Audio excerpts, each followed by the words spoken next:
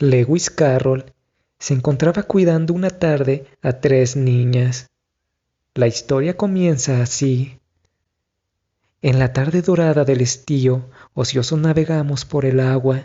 ¡Ay, qué crueles las 3! En esta hora, bajo un cielo propicio para el sueño, pedirme que les cuente una historia cuando mi aliento ni soplar puede, la pluma más leve. ¿Qué puede mi voz ligera frente a 3 lenguas juntas? La primera lanza imperiosa el mandato formal, que empiece sin tardar. La segunda muy amablemente espera que el cuento no tenga pies ni cabeza, mientras la tercera interrumpe el relato cada 2 por 3 a preguntar. Y de pronto, hecho de nuevo el silencio, las 3 su cabeza dejan ganar, por el mundo de extraña maravilla que una niña soñando va a cruzar. Charlando con pájaros y animales, allí ellas creen que se encuentran ya. Siempre que el pobre cuentista quería, seco ya el polvo de su fantasía, dejar el cuento para el otro día y descansar diciendo mañana seguirá. Las 3 dichosas voces le decían, mañana es ya. Nació así el país de las maravillas. Así uno tras otro los raros sucesos fueron, y ahora el cuento acabó. La barca hacia casa nos devuelve felices bajo el sol. Acepta, Alicia, la infantil historia y ponla con tu delicada mano donde duermen los sueños infantiles, a la memoria unidos, cual secas flores que un día ya lejano recogiera un peregrino en muy lejana tierra.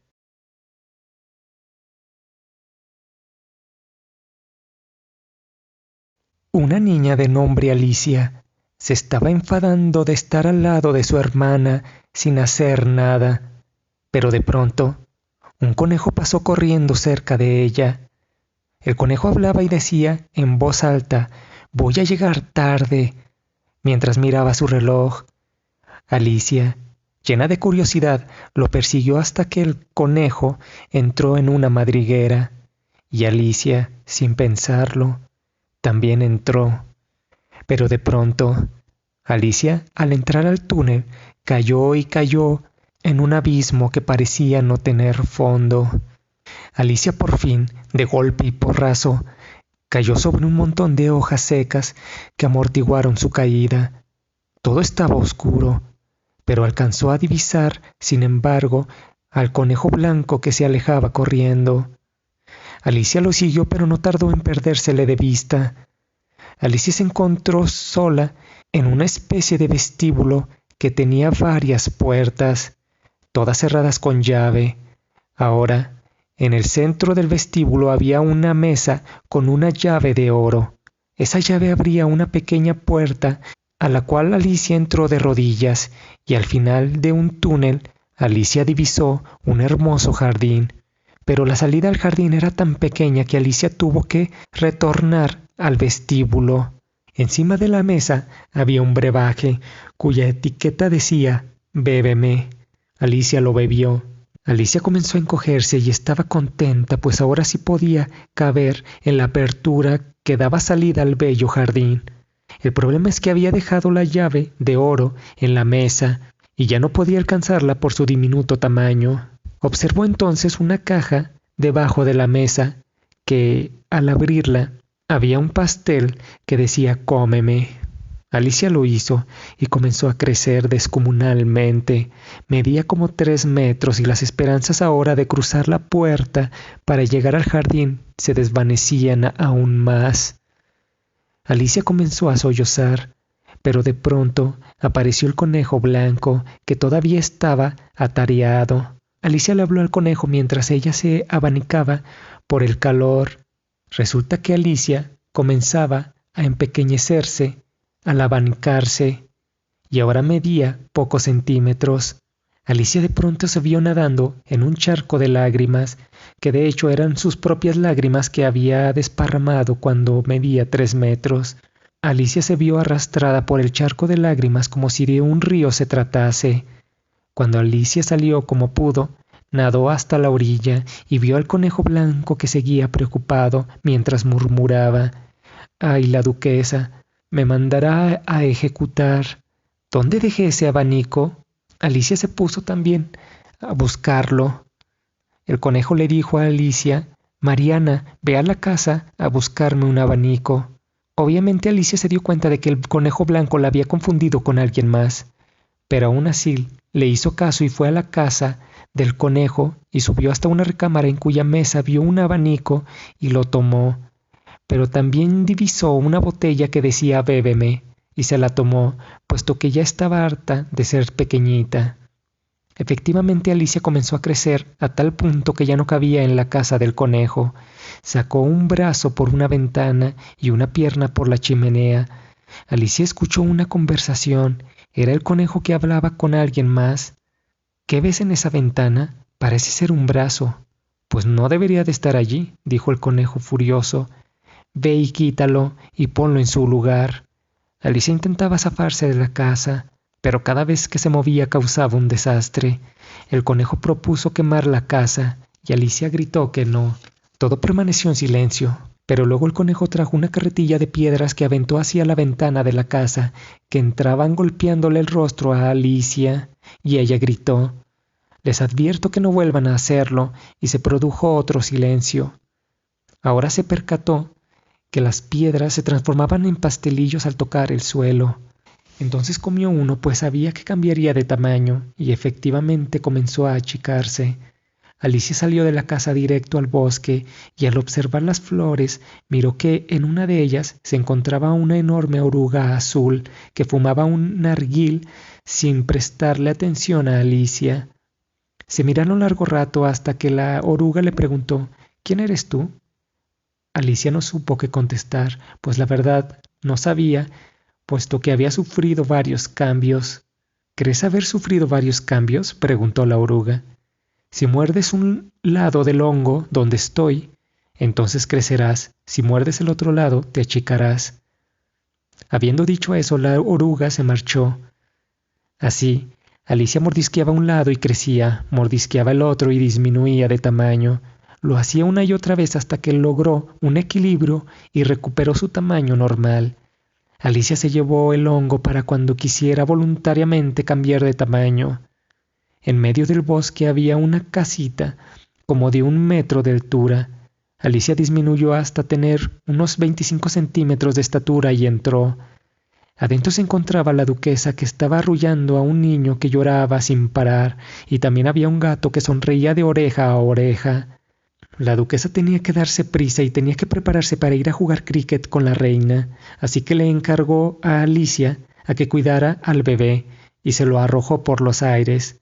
Alicia lo atrapó. El niño no paraba de llorar. Al observarlo, Alicia se percató que no era un bebé, sino un cerdito, al cual liberó y se marchó al bosque.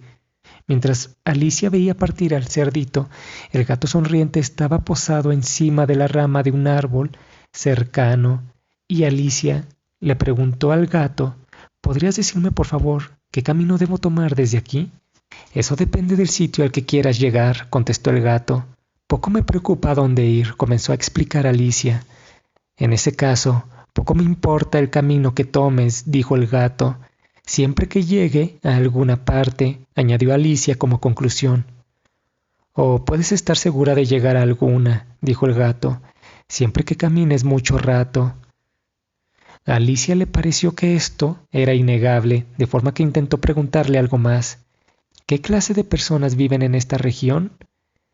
«En esa dirección», contestó el gato volviendo una pata hacia su derecha, «vive el sombrerero, y por allá», continuó volviendo la otra pata, «vive una liebre de marzo.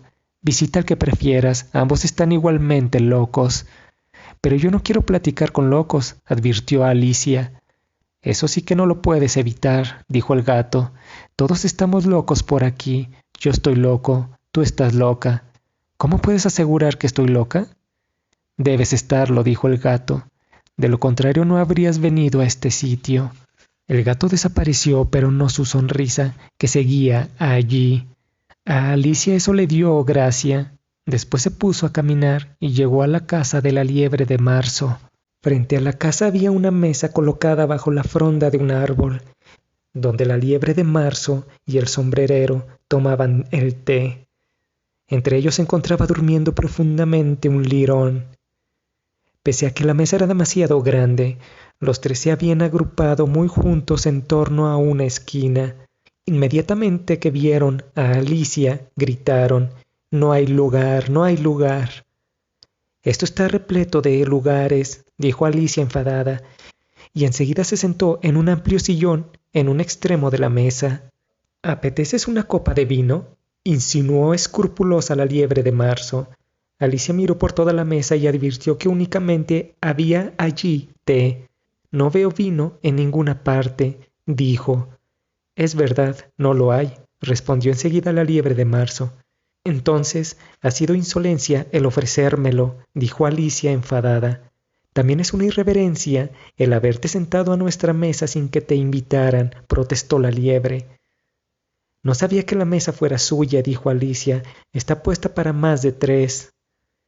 A todo esto, el sombrerero, que había estado observando a Alicia con gran curiosidad, le dijo: «Lo que necesitas es un buen corte de cabello». Con cierta severidad, Alicia contestó: «No debería hacer alusiones personales, es demasiado incorrecto». Al oír esto, el sombrerero abrió exageradamente sus ojos, pero únicamente dijo: «¿En qué se parece un cuervo a un pupitre?». Alicia se devanaba los sesos por recordar todo lo que sabía de cuervos y mesas de escribir, que no era demasiado. El sombrerero fue el primero en romper el silencio. «¿A qué día del mes estamos?», preguntó dirigiéndose a Alicia, mientras sacaba su reloj del bolsillo y lo miraba con preocupación. Alicia había estado mirando el reloj por encima del hombro de la liebre con bastante curiosidad. «¿Qué reloj tan más divertido?», observó. «Marca los días del mes y no marca las horas». «¿Por qué habría de decir la hora?», refunfuñó el sombrerero. Y también preguntó: «¿Has encontrado ya la solución a la adivinanza?». «No, me rindo», respondió Alicia. «¿Cuál es la respuesta?». «No tengo ni la menor idea», confesó el sombrerero. «Yo tampoco», repuso la liebre de marzo. Alicia suspiró fastidiada. «Creo que podrían ustedes aprovechar mejor el tiempo en vez de malgastarlo con adivinanzas sin respuestas», les dijo. «Ay, si conocieras el tiempo tan bien como yo», dijo el sombrerero, «no hablarías de malgastarlo como si fuera una cosa». «Aquí siempre es la hora del té», respondió el sombrerero. Alicia cuestionaba la conversación del conejo y el sombrerero, y esto parecía molestarles a ellos. Era evidente que no la querían allí. Alicia enfadada se levantó de la mesa para marcharse a paso decidido. Alicia entonces volteó 1 o 2 veces con la ilusión de que le suplicaran de que no se fuera, pero tanto el conejo como el sombrerero parecían que no daban indicios de enterarse de la partida de Alicia. Alicia estaba enfadada y de pronto vio que había una puerta en un árbol y entró en ella. Se hallaba nuevamente en el vestíbulo donde comenzó todo y con el hongo en su poder. Ahora sí podía alcanzar la llave de oro de la mesa y luego achicarse para caber en la puertecilla y por tanto ir al hermoso jardín que tanto deseaba visitar. Alicia por fin se deslizó por el pasadizo que llegaba al bello jardín y había un enorme rosal. Las rosas eran blancas, aunque habían 3 jardineros en forma de naipes que afanosamente las estaban pintando de rojo. «¿Querrían hacer el favor de decirme?», dijo Alicia con timidez, «¿por qué están pintando esas rosas?». «Verá usted, señorita, lo cierto es que aquí tenía que haber sido un rosal rojo, y nosotros plantamos uno blanco por equivocación, y si la reina llega a descubrir nuestro error, nos mandará cortar a todos la cabeza, ¿sabe?». Pero al llegar a este punto, la carta número 5, que había estado mirando ansiosamente a través del jardín, exclamó: «¡La reina, la reina!». Inmediatamente los 3 jardineros se retiraron de bruces al suelo. Se oían, efectivamente, muchas pisadas que se acercaban, y Alicia miró a su alrededor, ansiosa por ver a la reina. Cuando el cortejo llegó frente a Alicia, con tono severo, la reina le preguntó que quién era ella. «Me llamo Alicia, su serenísima majestad», contestó.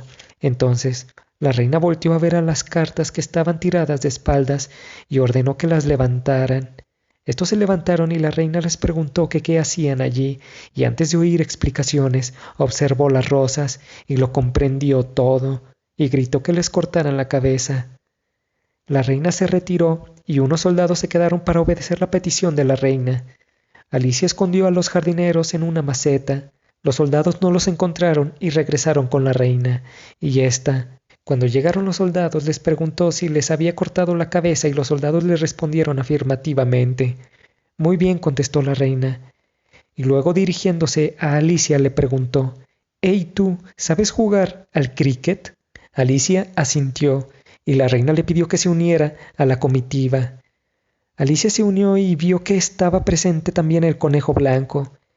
Ella le preguntó que dónde estaba la duquesa, y el conejo le dijo que había sido condenada a muerte por llegar tarde. La reina en ese instante gritó que todos fueran a sus puestos, y el juego comenzó. Era un juego bastante raro, pues los mazos eran flamencos y las pelotas eran erizos.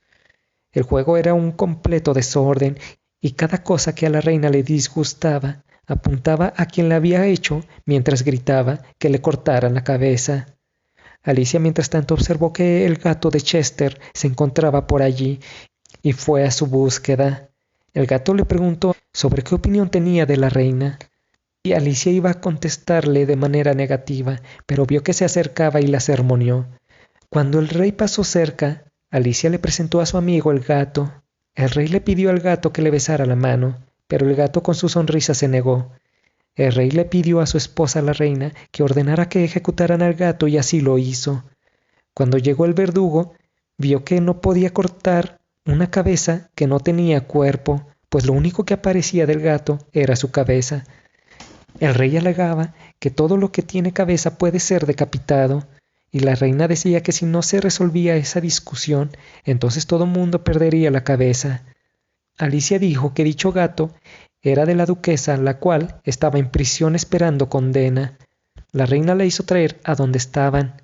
Entretanto, la cabeza del gato desapareció al llegar la duquesa.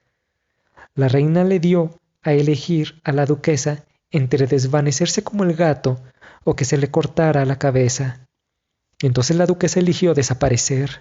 Todos regresaron al juego, y después de un tiempo, cuando ya iba a finalizar, resulta que ya todos estaban condenados a ser decapitados, a excepción de los reyes y Alicia.